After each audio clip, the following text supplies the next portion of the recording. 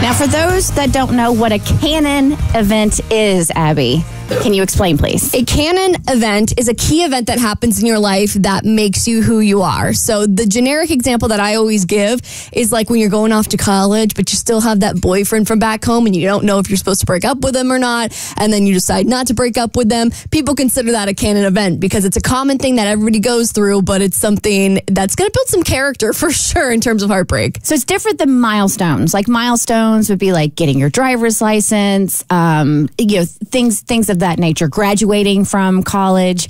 A canon event, like you said, ends up kind of developing who you are from a personality character standpoint. Yeah, and on TikTok, people were joking like, oh, I'm seeing a girl go off to college, but holding hands with her boyfriend she's been with for 2 years, but I can't interfere. It's a canon event. So it's something that might not feel good in the moment, but everybody knows it's something you have to go through so that you have those lessons for the rest of your life. Got it. Okay. All right. So what happened because I know you were out of town this past weekend hanging out with a bunch of friends, and apparently you all discovered a new canon event? A canon event that I think we all went through. So I went on a trip with a bunch of people I had just met or had recently met, and there was one topic of conversation that really brought us all together. We were like, oh my God, this was all of ours canon events. Mm-hmm. So I have a friend here who was kind enough to invite me on her annual friends trip to the mountains. We went up to Pigeon Forge / Gatlinburg, which was a really good time. They go somewhere new every year, but this year we went to Myrtle Beach in the mountains, Pigeon Forge, Tennessee. And let me tell you, Pigeon Forge is literally a fever dream. I remember we were driving down the road at one point, and I'm looking to my right, and there's like a fake Eiffel Tower with King Kong scaling it, but it's next to a wizard's castle that sells sweatshirts and shot glasses, and that's just on the road down to the winery. So like you're like, how many moonshine shots did we take on this road? But it's really just that crazy. And so when we finally got down to like Gatlinburg and stuff, you know, there's so many things you can do. You can like taste wine and do moonshine tasting. It's a really cool and fun place to go. And it is the cheapest I've ever gotten drunk since college. It has like this main strip down in Gatlinburg, and every single gift shop you can do either a wine moonshine or a whiskey tasting, and they're $5 and you get like 7 shots. And so you leave just absolutely schmammered. So after we did a couple of whiskey tasting one night in Gatlinburg, all the people were like, why don't we go back, make some dinner and hang out, because we have been out since 11 just doing moonshine tasting. So we all hop in the car and we head back to the cabin. And you know, when girls get a little tipsy, we get a little emotional, we get a little sentimental. Depending on what you drink. I know for me, and they say that's not true, like that's not a thing, but I firmly believe that it is. Like if I drink certain things, I know I'm probably more than likely going to be more emotional. So like I'm okay on wine, but if I drink hard liquor, then I'm going to be like in my feels about some stuff. Really? Yeah. For me, white wine. Yeah. I don't drink it anymore at all because I'll just instantly cry no matter how much I have. But if I want a good time, we're going with coconut rum. Whoa. That'll hype me up. I have a different drink for different situations depending on how I want to feel. So, yeah, I've heard they say it's not true, but it is. Yeah, I don't even think that's a woman thing, because if I drink wine, it makes me emotional. Yeah. I don't know why. I stay away from wine for that reason. Yeah, wine for the whining. And it's weird how it affects everybody else, because everyone, like growing up, always would joke about how tequila makes people's clothes fall off. For me, tequila is my if I want to have a stable night and not get too crazy, I always drink tequila. Same. But I know if I have a little bit too much white wine, I'm going to trip up the stairs and bruise my kneecap and wobble for the next week, which I'm not speaking from personal experience from this weekend. But anyway, we were all in our feels because we just had a crock pot of alcohol in our system, because we had done moonshine and whiskey and sugary wine, and we're all kind of in our feels, and it was the second night of the weekend. And so we'd all gotten, you know, somewhat close by the end of this weekend.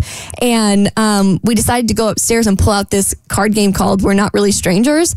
And if you've never heard of it, it's this really cool game where every card has a different intentional question on it. So it's things that make you think about your past and the things that you've gone through in your canon events, if you will. And it's a really great way to get to know people, because it kind of forces people to open up because most people aren't going to just volunteer vulnerable information. Abby, I'm sorry to tell you, I think you did a therapy session drunk, because that's what that sounds That's like. really what it was.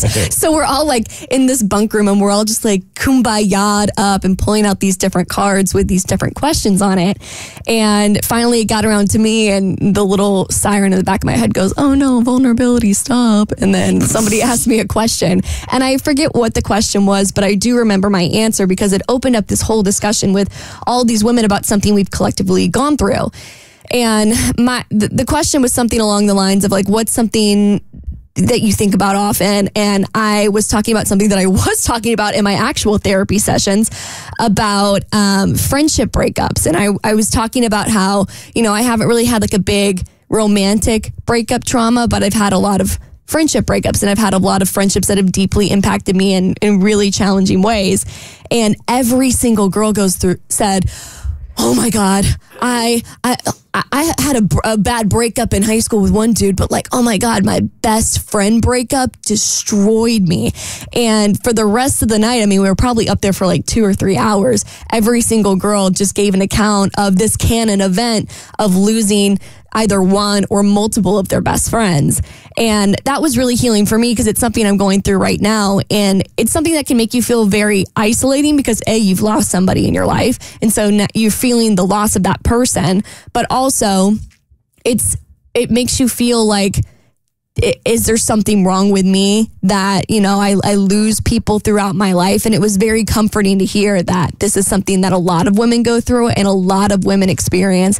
And it was something that made us all feel a little closer, which was nice. Oh, yeah, I do. I believe that is a true canon event, and that would define how you interact with friends in the future and how you create friendships in the future. Yeah, because I told them that because I was like, listen, I was a little nervous coming here because it's a group that's known each other for years. I mean, they have been going on this annual trip year after year after year since college, and it's probably about 7 girls and 7 guys. Some of them are coupled up, some of them are singles.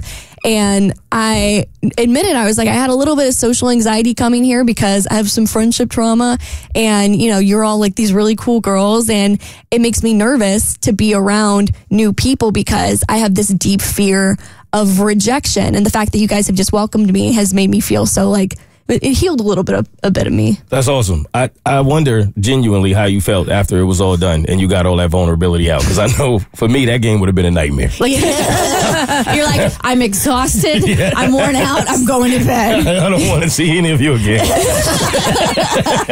Like when you get the vulnerability hangover. Yes. Oh, and you're like, oh God, what did I just talk about? No, can I be honest with you? And I hate to be, this makes me sound like I'm some like trashy alcoholic, but we were so drunk that night that I didn't have time to even overthink it because we were all just, the good time continued. So after we had a little cry session upstairs and we put away the therapy game, like we went downstairs and we had other things we had to do. So, I mean, we continued to drink more and we were playing games. We could take Quiplash, which by the way, I'm very good at.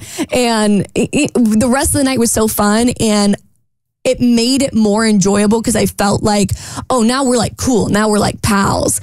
So it showed that, sometimes when you open up a little bit and you are a bit vulnerable, sometimes people aren't going to squash it. And sometimes people will welcome you more in when you open up. So that was a good thing for me. That's good. The Bert Show.